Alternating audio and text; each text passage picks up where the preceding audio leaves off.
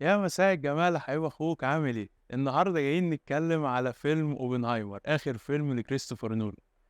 وفي الحقيقه الفيلم هو 3 ساعات، فالفيلم طويل ومليان تفاصيل. والريفيو دي يعني غالبا قد تكون طويله، لان احنا ناويين نتكلم في تفاصيل كتيره جدا. وهيكون معانا على مدار ريفيو ستوري تايم، هنحكي في حاجات كتيره، تفاصيل كتيره ما تطلعش غير من نرد افلام. فهات كوبايه الشاي بالنعناع بتاعتك وتعالى ندوق التريلر ونخش في الريفيو على طول. This is a national emergency. Detonator charged.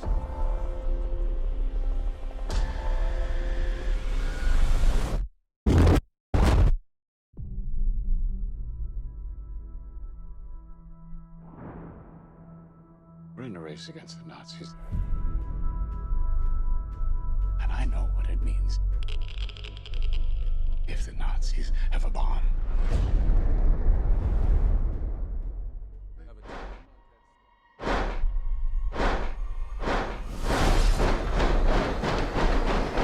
Eight, seven, six, five, four, three, Truman needs to know what's next. two, What's next? one.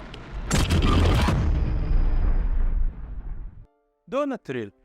الفيلم بيحكي عن حياة العالم جي روبرت أوبنهايمر، اللي كان رئيس مشروع مانهاتن، اللي أنتج أو اخترع القنبلة الذرية اللي أنهت الحرب العالمية التانية.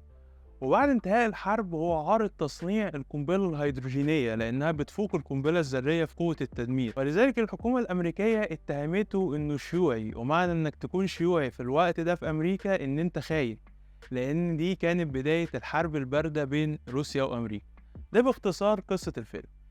في الحقيقة عشان تاخد متعتك من الفيلم، فأنا برشح لك إنك قبل ما تشوف الفيلم في السينما إنك تشوف حلقة الدحيح عن أوبنهايمر، أو تشوف الفيلم الوثائقي The Day After Trinity جي روبرت أوبنهايمر and the Atomic Bomb. وده عشان الفيلم مليان أسامي فأنت ممكن تتوه، فتكون عارف القصة قبل ما تشوف الفيلم ده أحسن. طيب، لو قصة الفيلم معروفة كده، ليه الفيلم ده تحديدا مختلف وواخد الضجة دي كلها؟ حبيب أخوك، ده سؤال رائع جدا وهيخلينا نفصص الفيلم. شوف، هو الفيلم مليان عناصر كلها حلوة، وخصوصا طريقة السرد، وعندنا التمثيل والموسيقى التصويرية والإخراج، كل دي عناصر هايلة ورائعة وبيرفكت. بس ممكن حد مع كل العناصر الحلوة دي يطلع برودكت في الآخر مش على نفس قدر العناصر اللي تحت إيده. بس نولان عمل عكس كده خالص. نولان كان عامل زي مايسترو بيقود أوركسترا من العناصر المختلفة عشان يطلع لنا برودكت في الآخر رائع. نيجي لأكتر حاجة عجبتني في الفيلم، وهي طريقة السرد. في الحقيقة الفيلم مقسوم لاتنين تايم لاين. التايم لاين الأولاني كان في شباب أوبنهايمر لما كان في الجامعة، بعد كده مسك مشروع مانهاتن في لوس ألموس لحد نهاية الحرب العالمية التانية في 1945. التايم لاين التاني كان أثناء جلسات الاستماع أو المحاكمة لأوبنهايمر، ودي كانت سنة 1954. نولان بقى كان بيجيب حدث من أول تايم لاين مع حدث من تاني تايم لاين ويحطهم ورا بعض، بحيث انت تيجي في اخر الفيلم تشوف الصورة كاملة. الموضوع عامل زي بازل بيكتمل واحدة واحدة لحد ما انت تشوف الصورة الكبيرة في الاخر. والحقيقة مش التايم لاين بس اللي مقسوم اتنين، الرؤية في الفيلم مقسومة لاتنين، لان انت لو لاحظت هتلاقي في مشاهد بالابيض والاسود ومشاهد بالالوان. المشاهد اللي بالالوان دي من البوينت اوف فيو او من وجهة نظر اوبنهايمر شخصيا، اما المشاهد اللي بالابيض والاسود فدي من بوينت اوف فيو ومن وجهة نظر لويس ستراوس اللي هو روبرت داوني جونيور. اختيار الابيض والاسود في مشاهد لويس ستراوس في الحقيقة كان اختيار ذكي من كريستوفر نولان، لان لويس ستراوس كان بيبص للاحداث من وجهة نظر واقعية اكتر، واللي هي كان فيها عيوب كتير جدا انا مش هقولها عشان ما احرقش عليك لو انت متعرفش قصة لويس ستراوس كاملة، بس هي كانت نظرة واقعية يعني حادة شويتين. اما اوبنهايمر اللي كانت مشاهده بالالوان، فهو كان بيبص للامور بنظرة انسانية اكتر. يمكن الفيلم بيدور عن الحرب، بس الحرب الحقيقية جوه الفيلم هي حرب التمثيل بين كيليان ميرفي وروبرت داوني جونيور. في النص الاولاني من الفيلم هيكون الاكتساح لكيليان ميرفي طبعا عشان اغلب المشاهد عنه. في النص التاني من الفيلم لما الصورة تبتدي توضح ومشاهد لويس ستراوس هتزيد.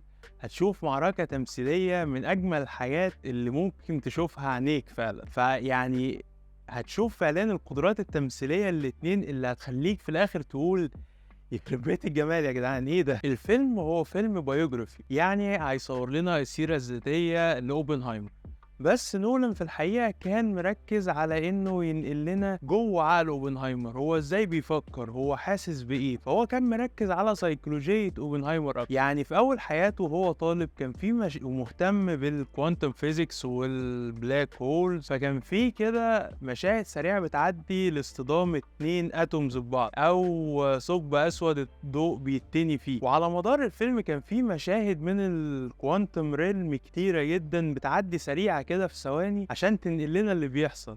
فالمشاهد دي الحقيقة كانت جميلة جدا. وفي مشاهد تانية كيليان ميرفي ما كانش محتاج يتكلم عشان يوصل لنا هو حاسس بايه او يخلينا نحس زيه، كان كفاية علينا جدا الساوند تراك وحركة الكاميرا معاه عشان نفهم هو حاسس بايه. ودي الحقيقة من عبقرية كريستوفر نولان، اللي هو ما كانش مركز على انه ينقل لنا بايوجرافي او سيرة ذاتية زي ما هي، على قد ما هو كان عايز يورينا ذات اوبنهايمر نفسه. وده خدنا للموسيقى التصويرية اللي هي كانت من أهم عناصر الفيلم. احنا لو شلنا الموسيقى التصويرية من الفيلم فهو فقد أغلب متعته. نولان قال لجودفيج جورنسون اللي هو مؤلف الموسيقى التصويرية للفيلم إن هو يعتمد على الكمان كآلة أساسية في أغلب الساوند تراكس بتاعت الفيلم. في الحقيقة الساوند تراكس دي كانت بتخدم على سلاسة التنقل بين الأحداث خصوصا في التايم لاين، فكانت قادرة بكل سهولة وبدون أي كلام إنها تنقلك الإحساس سواء في المشاهد الهادية الصعبة المتوترة، وخصوصا في مشهد اختبار القنبلة أو تفجيرها اللي هو مشهد اختبار ترينيتي،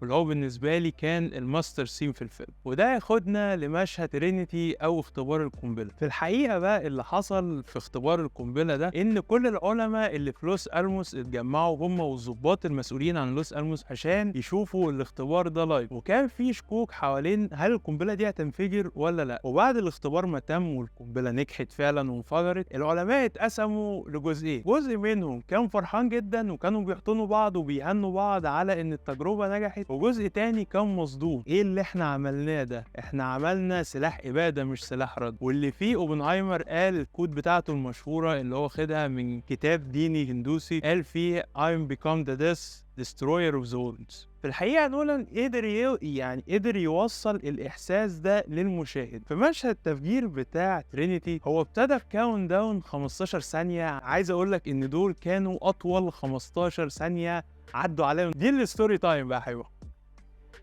ال 15 ثانية الطوال دول لما خلصوا والقنبلة انفجرت والتجربة نجحت، في ناس في السينما فعليا سقفت إن التجربة نجحت، وفي ناس تانية كانت مبهورة بالسينماتوجرافي طبعا بس مصدومة من اللي بيحصل. طب ده مش بيفكرك بحاجة حبيب أخوك؟ ده حرفيا رد الفعل بتاع العلماء في الحقيقة. عشان كده لما اقولك ان نولان عبقري تصدقني. انت متخيل هو وصل الاحساس للمشاهدين ازاي وخلاهم عاملين ازاي؟ برغم ان مشروع مانهاتن واوبنهايمر نفسه كانوا السبب الرئيسي في انتاج القنبلة الذرية اللي هي وصلت بعد كده ان القنبلة دي هي اللي اترمت على اليابان في هيروشيما وناجازاكي في آخر الحرب العالمية، إلا إننا قبل ما نخش الفيلم وإحنا عارفين إن مشهد رمي القنبلة على اليابان مش هيتعرض في الفيلم، وده لأن الفيلم مركز على حياة أوبنهايمر نفسه. وكان نولان فسر ده برضه وكان تفسيره منطقي أكتر بصراحة، إن أوبنهايمر في الحياة الواقعية معرفش إن القنبلتين اترموا زيه زي الناس كلها غير بعد يومين، لما طلع الرئيس الأمريكي ترومان ساعتها يقول زي خطاب في الراديو وهو اللي اعلن للشعب ان هو امر برمي القنبلتين دول، فزيه زي الناس عرف. ولكن الفيلم مركز على عواقب ده، ايه اللي هيحسه اوبنهايمر بعد كده، وده اللي الفيلم هياخدنا فيه في رحله طويله جدا وممتعه جدا. ستوري تايم تاني بقى حبيب اخوك، انت ما بقتش غريب، بس المره دي الستوري تايم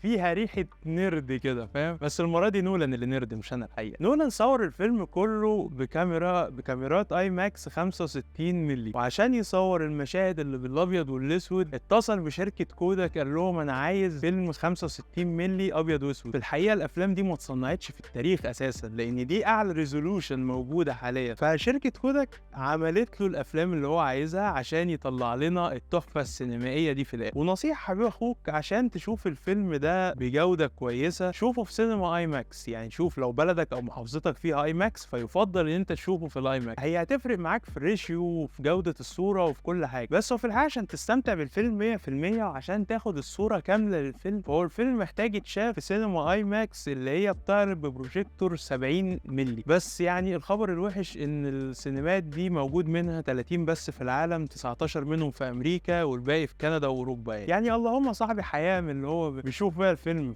في سينما اي ماكس 70 مللي. افتتاحيه الفيلم كانت جمله عن بروميثيوس، وبروميثيوس ده هو عملاق من المثل الاغريقي وجاب نار المعرفه للبشر، والالهه بعد كده عاقبته، واللي اتسمى على اسمه معدن تم اكتشافه في مشروع منهاتن اسمه البروميثيوم. وفي الحقيقه الجمله الافتتاحيه اللي كانت في اول الفيلم دي هي ما كانتش اشاره لبروميثيوس على قد ما هو تلميح لاوبنهايمر نفسه، لان قصتهم مشابهه لبعض. بروميثيوس جاب نار المعرفه للبشر وبعد كده الالهه عاقبته، اوبنهايمر اخترع القنبله الذريه وبعد كده الحكومه الامريكيه عاقبته، فقصتهم الى حد ما شبه بعض. في مشكله واجهتني وانا بشوف الفيلم وهي غلط في ترجمه. ذكرت في الفيلم كلمه ايزوتوبس كتير وفي الحقيقه اترجمت ترجمه غلط. فلو انت شفت الفيلم او لسه هتشوف الفيلم اسمح لي اقول لك ايه هم الايزوتوبس وايه ترجمتها الصحيحه. واحنا قبل كده عملنا نرد تاريخ، المره دي خلينا نعمل نرد كيمستري. يلا بينا. شفت الترانزيشن؟ مش حرمك من حاجه. شوف يا عم، ايزوتوبس الترجمه الصح بتاعتها هي نظائر، ومعناها ان يكون في نظائر من نفس المعدن. يعني احنا مثلا عندنا هيدروجين، في منه كذا ايزوتوب او كذا نظير منه، هم كلهم هيدروجين وكلهم عندهم نفس الالكترونز والبروتونز، بس بيختلفوا عن بعض في الاتوميك ماس او وزن الذره او حجمها. في حاله فيلمنا او السياق اللي استخدم فيه ايزوتوب في فيلمنا فكان قصدهم بيه او بيتكلموا عن مواد مشعه، والايزوتوب المواد المشعة بتختلف من معدن للتاني. يعني مثلا اليورانيوم ليه مثلا كذا ايزوتوب، فكل واحد بيختلف بمقدار الاشعاع اللي بيطلعه، وده كان السياق بتاع فيلمنا. يعني انا شايف ان احنا يعني نفكنا حوار نرد افلام ده ونقلبها الدحيح، وبلاش حبيب اخوك. انا اقول لك يا عزيزي وخلاص، يعني الواحد ناقص له خيار اقول لك يا عزيزي بقت الدحيح خلاص يا راجل. الفيلم اتذكر في احداثه علماء كتير، يمكن احنا خدنا بالنا من اينشتاين وبور، بس بجانب ده الفيلم مليان ممثلين، الفيلم متروس ممثلين الحقيقه. يعني عندنا من اول مات ديمون لحد رامي مالك، تلاقيك اصلا ما خدتش بالك من كيسي افليك اللي عدى في النص. يا راجل ده جاري اولدمان شخصيا ظهر يا راجل. يمكن لاول مره في افلام نولان يكون في مشاهد بلس 18 او نوديتي. نولان برر دوت وقال ان هو كان محتاج يورينا جوانب من حياه اوبنهايمر بما فيها علاقته بجين تاتلوك، وتحديدا الجانب ده يعني الجانب ده مؤثر في حياته الشخصيه.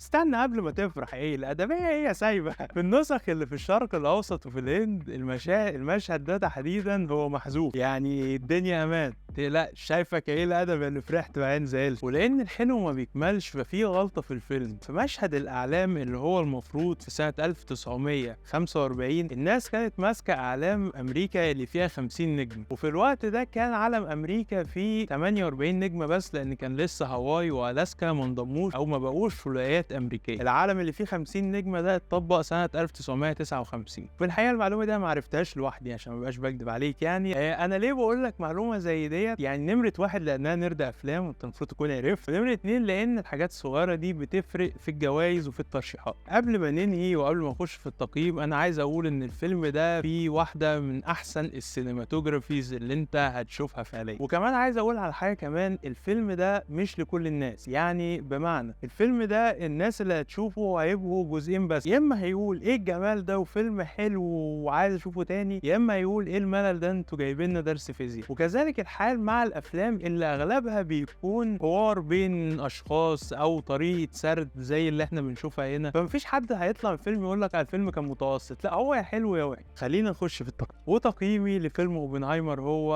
10 من 10. الفيلم 3 ساعات، يعني من وجهة نظري الشخصية 3 ساعات مفهومش لحظة ملل، طريقة السرد هتشدك ال3 ساعات. كويس انت مبقتش غريب يعني يا حبيب اخوك، فخليني يعني ستوري تايم سريعة كده. انا شفت افلام في السينما كتير جدا، وشفت افلام بره السينما في البيت كتير جدا، بس دايما كنت بقول ان افضل تجربة ليا في السينما كانت مشاهدتي الفيلم جاد فازر سنة 2022 بمناسبة مرور 50 سنة على عرض. دلوقتي انا بقول لك ان فيلم اوبنهايمر هو تاني احسن تجربة ليا في السينما في حياتي. فطبعا الفيلم ريكومندد وروح شوف السينما طبعا، والفيلم يتشاف اكتر من مرة الحقيقة عشان مليان تفاصيل. والفيلم في الاخر بيسيبنا لسؤال مهم، هل احنا نقدر نغفر لاوبنهايمر؟ طب يعني حبيب اخوك لو بتتفرج لحد هنا فانا عايزك تعرف ان انا بحبك، واتمنى تكون انبسطت وشربت كوبايه الشاي بالنعناع بتاعتك. وتقريبا ده هيكون اول فيديو ليا هينزل على فيسبوك ويوتيوب، ولو انت على فيسبوك فاعمل بقى لايك اعمل لايك للبيج، لاف الفيديو. لو انت عندنا على يوتيوب اعمل سبسكرايب واعمل لايك. كان نفسي الواحد يعمل قناه يوتيوب عشان يقول البوقين دول في الاخر، يعني الواحد مش مهم الريتش، المهم يقول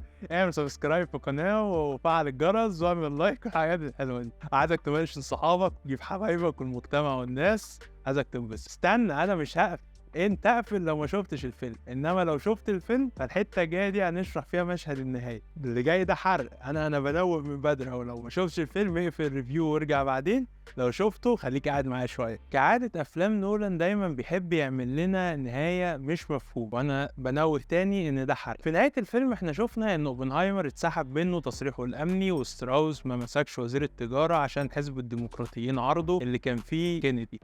وفي اخر الفيلم بنشوف الكلام اللي قاله اينشتاين لاوبنهايمر، ان هو عجز عن فهم اللي توصل له ان النسبيه كانت سبب ان العلماء يكتشفوا علم الكوانتم فيزيكس، واللي بدوره ادى لاختراع القنبله النوويه. فهو كان بيقول له اينشتاين عجز عن فهم اللي هو عمله، واوبنهايمر هيعجز عن انه يوقف سباق التسليح بين الدول اللي هو بدأه. وقال له كمان ان هم هيدوا له ميداليات بعد ما يحسوا ان هم عاقبوه كفايه. لحد هنا كل ده مفهوم. اللي مش مفهوم بقى المشهد الاخير. المشهد الاخير اوبنهايمر بيشوف كوكب الارض فيه وهو بيتدمر بفعل القنابل النوويه. في الحقيقه المشهد دوت هو تخيل من اوبنهايمر، والمشهد ده كله في دماغ اوبنهايمر، ما حصلش اصلا زي باقي الحاجات اللي كانت في الكوانتم ريلم طول الفيلم اللي احنا شفناه. فالمشهد الفاخر ده عباره عن مشهد تخيلي مش اكتر، وبيسيب لك النهايه مفتوحه. بس كده، السلام عليكم.